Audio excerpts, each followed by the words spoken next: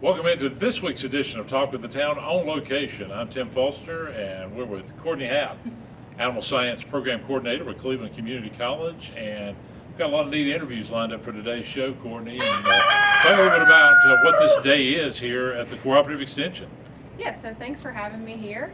So we are, like you said, we're at Cooperative Extension, and what we're doing is a collaborative event with Cleveland Community College and Extension.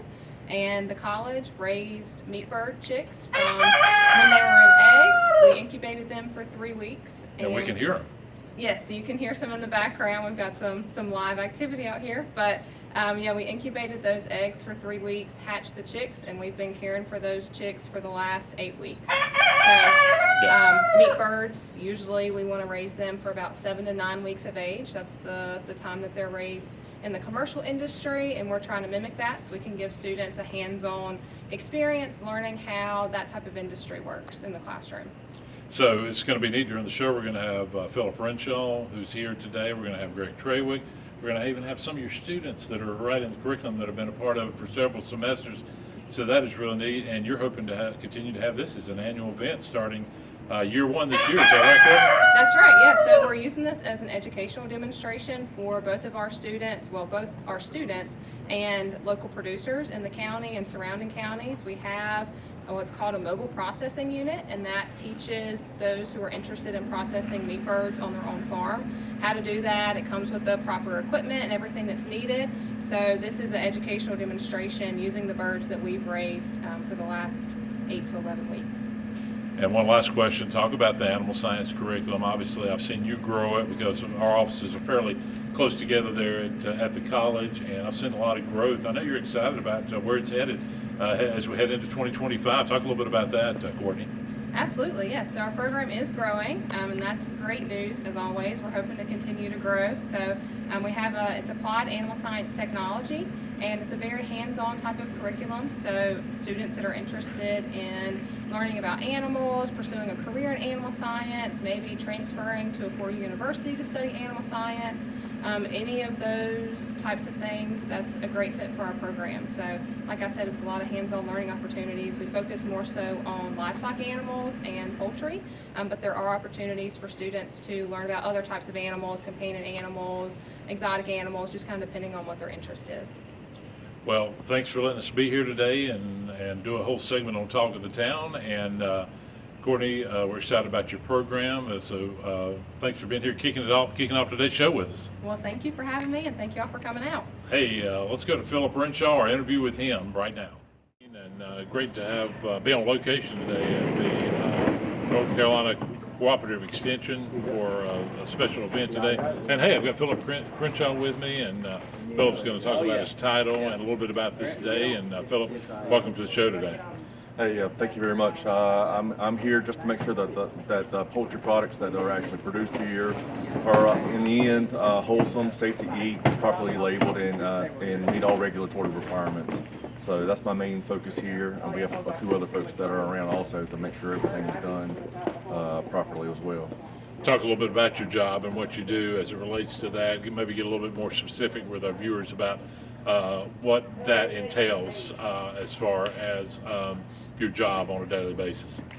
Well, I'm a compliance officer one with the North Carolina Department of Agriculture. My name is Philip Renshaw, and I go around and check in-commerce type of issues related to labeling as it relates to meat and poultry products, and just make sure the stuff is wholesome in commerce. So it's just an improved source in the end.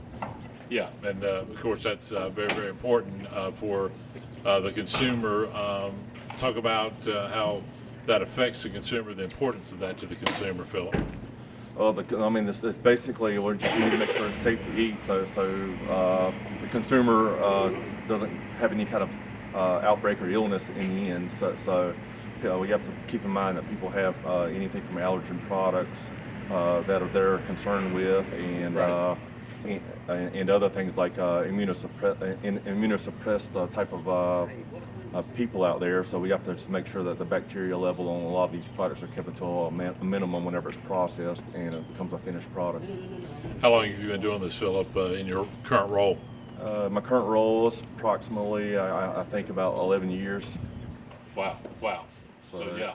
but I've been around the agriculture industry probably before I could drive. So probably I've been around meat and poultry products in the industry since I was probably about 14. Talk a little bit about agriculture in Cleveland County and maybe even the surrounding counties, Philip.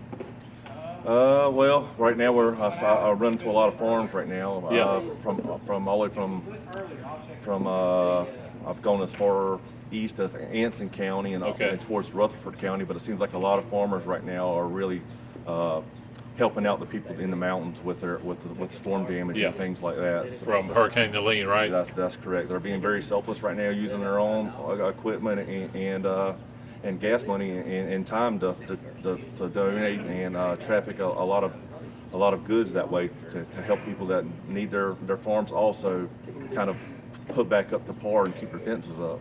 Yeah, I mean, an unbelievable amount of damage done, and it's been so great to see other folks in agriculture, other farmers that have jumped in, and that's really been I think, big in North Carolina, especially in western North Carolina, Philip. Yeah, I mean, I would agree. I mean, I've been very surprised that probably at least 60% of the farms I have visited over the past month or so that have really been contributing in some way, shape, or form. Right, and that's very, very neat. So obviously, when you come out to an event like this, it's really neat because you get to meet other folks. Talk about the relationships you build with other farmers in the community. Well, Cleveland County there's several farms around here that actually do the poultry exemption, and they are very involved in the local farmers markets and stuff like that, and they seem to be very satisfied, the customers in general, with the product they receive. So I mean, we try to help the farmers out where they can, and the consumers seem to be fairly happy for the most part. So we don't run into a lot of complaints with a particular product. Yeah, and one thing you kind of touched on it a little bit, the farmers markets. I think it's just great. I know we've got one obviously in Shelby, one in Kings Mountain, but farmers market are such a big thing, and we've seen growth in that in counties in North Carolina. Talk about our local farmer markets and the importance of those, Philip. Well, I mean, the local farmers market gives the local farmers a hub to actually sell their products, and a lot of the farmers only are able to sell on the weekends whenever the customer volume is high, and they have and a lot of times a lot of the consumers like to buy their products from there as well. So it's a good place to meet your farmer, find out where your food's coming from, and keep everything local. So it's a good little place to go out whenever the weather's nice and buy some good products. All right, Philip Renshaw, thank you so much. Food Compliance Officer, a great Cooperative Extension Expo Day. Thanks for your time, and we appreciate what you do to keep our consumers safe, and so great to have you on Talk of the Town today. All right, thank you very much. All right, we'll take a break, and we'll be right back.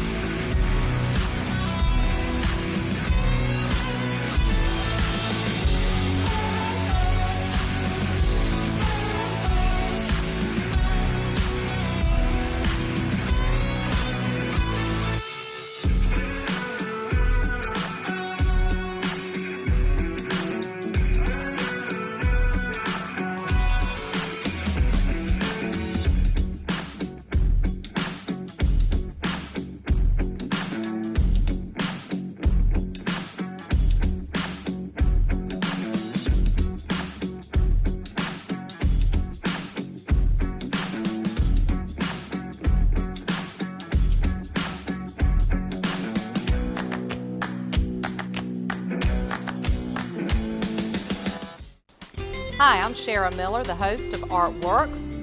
Each month we bring to you wonderful, talented artists from here in Cleveland County and the region.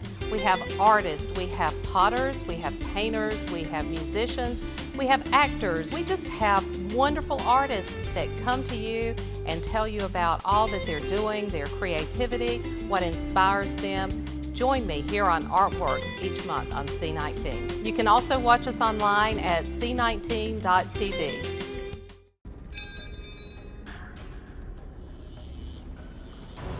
Arsenic, cadmium, fluorine, formaldehyde, rubidium, lithium. Do yourself a favor and don't image search for exploding e-cigarettes. What you don't know about e-cigarettes can hurt you. Are you ready to take all this in?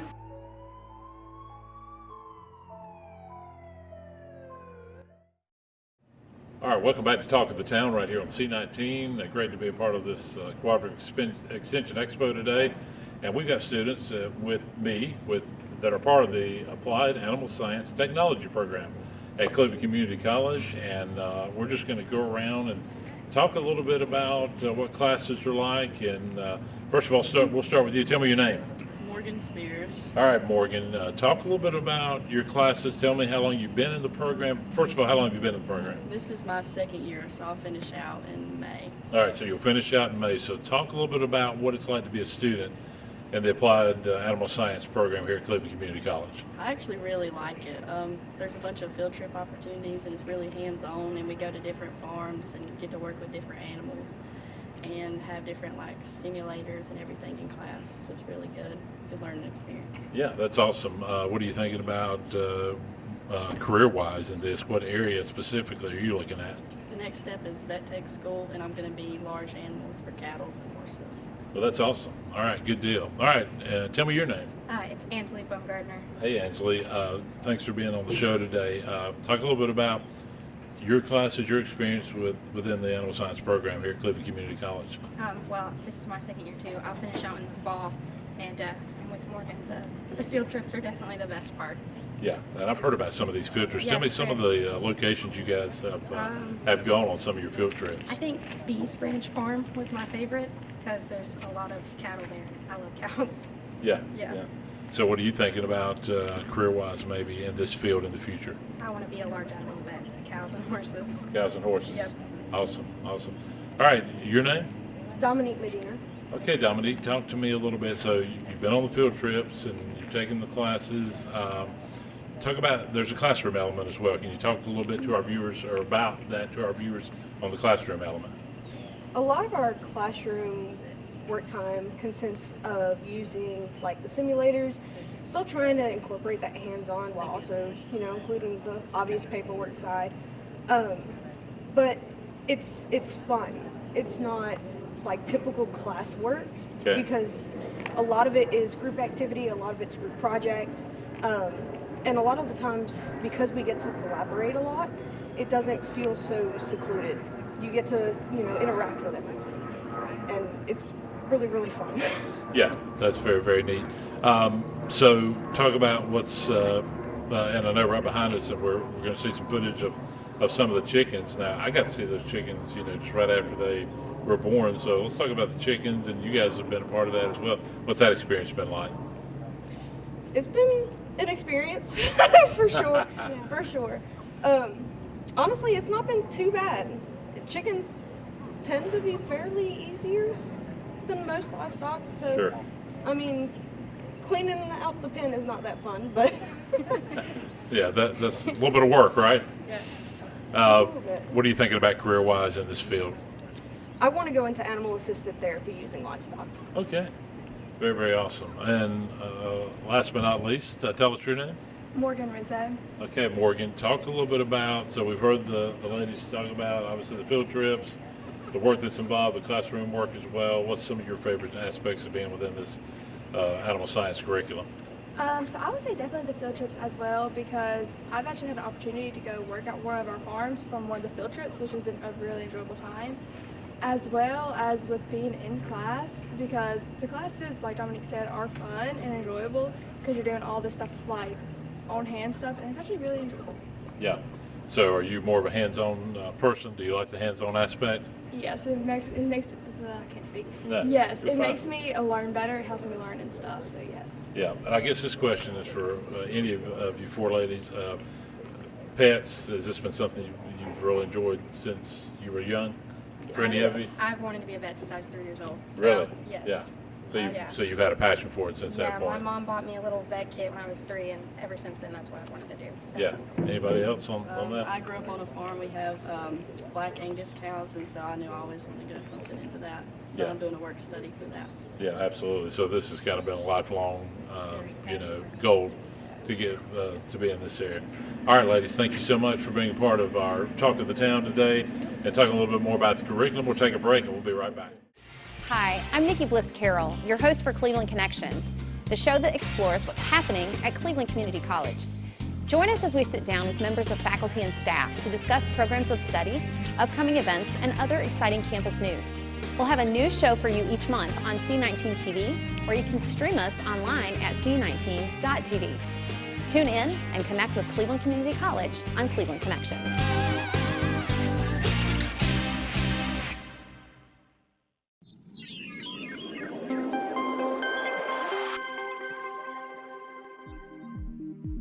Cleveland Community College has identified strengthening online learning as the topic for its quality enhancement plan.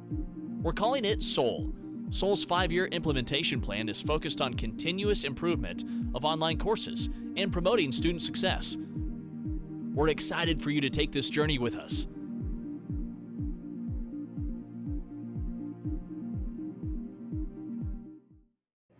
All right, we're back here on Talk of the Town, and always great to have Greg Trawick, the County Extension Director here at the Cooperative Extension. And Greg, got a neat day going on today, and I just want to start talking about, we got this trailer right behind us. Tell us a little bit about this and how the Cooperative Extension uses this really all over the county. Yes, well, actually, it's a multi-county unit. Okay. We call it a mobile processing unit. And all the equipment you see that we'll be using today, we store in here. Okay.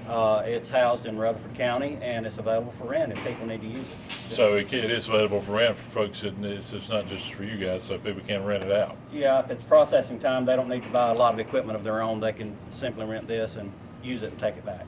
Very, very neat. So neat event here today. Talk about the partnerships that you got with several different folks in the county. We'll talk about different elements of that. Talk about some of your partnerships. Well, it actually started out, Case Farms, our local poultry integrator, provided fertile eggs that the students incubated. Yep. And then, the birds that we're going to be processing today are top genetics. They're meaty, they grow fast. These birds are only 8 weeks old and they're ready for harvest already. Okay, yeah. And I remember seeing some of those back at the college, and they're just about 4 or 5 weeks ago. I know. Yeah, they grow fast. Yeah, these are the kinds of birds you'd see in poultry houses across Cleveland County. Okay. And so we have a great partnership with Case Farms, the Animal Science program at the college. Yes. Extension is involved from the educational standpoint. We're having a workshop today to talk through things, and we have a lot of involvement with the North Carolina Department of Agriculture and Consumer Services too. So a lot of people coming together to make this event possible. This is our first time doing this in Cleveland County, and we hope to make it an annual event. Yeah, I think so. I think it's a neat event. We've already got to talk to a lot of wonderful people. Talk about agriculture and farmers, and especially we talked about this with Philip earlier, but with Hurricane Helene, and a lot of people have really stepped up, Greg. Yeah, Cleveland County was spared. Western North Carolina got it a lot worse than we did. We had a lot of down trees on fences and power outages and that sort of thing, but we fared fairly well. But we did see the community come together to address the problems that we encountered there. Talk about your farmers markets. I mean, I've got to ask you about that. Well, here on the interview, I mean, obviously we know the one in Shelby, Kings Mountains is really growing as well. Talk about the importance of that in Cleveland County, Greg. Well, I think what it does is it really makes local food easily accessible to the community. It provides income for farmers, particularly smaller scale farmers, Sure. market growers and that sort of thing. But these markets, they support the economy, they help keep farmers viable, and they're just a great community gathering place where people enjoy their food shopping experience. Yeah, and it's a neat place to go, a lot of days of the week, but on Saturdays, I know a lot of people do weekends. Some people do it during the week, but it's really a neat environment because you can go over there and do your shopping, grab you a coffee, and you guys even have music sometimes, right? Absolutely. Recorded music and a lot of times live music. I know, that's what I was thinking, People yeah. go out and meet their friends, they bring their dogs, and just have a great outing on Saturday mornings. Yeah. So, as you mentioned, you want this to be an annual event to continue to grow.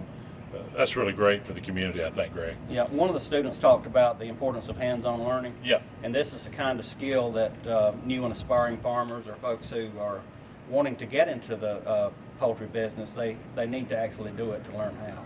Yeah, because that's such an important aspect. This, you're talking about hands-on. This is hands-on for sure, and a lot of different aspects. Well, a neat event here today. Greg, anything else that we're missing? Again, I just want to talk about those partnerships and how crucial those are. Those are really key for what you guys do, right? They are. We couldn't do it without volunteers and our partners, other agencies and groups that really help us put on a first-class educational experience. Greg, thanks so much for your time as always, and we appreciate what you mean to C19 and of course here in Cleveland County with the Cooperative Extension. Thank you very much. All right, thank you for watching Talk of the Town this week, and we'll see you again next week.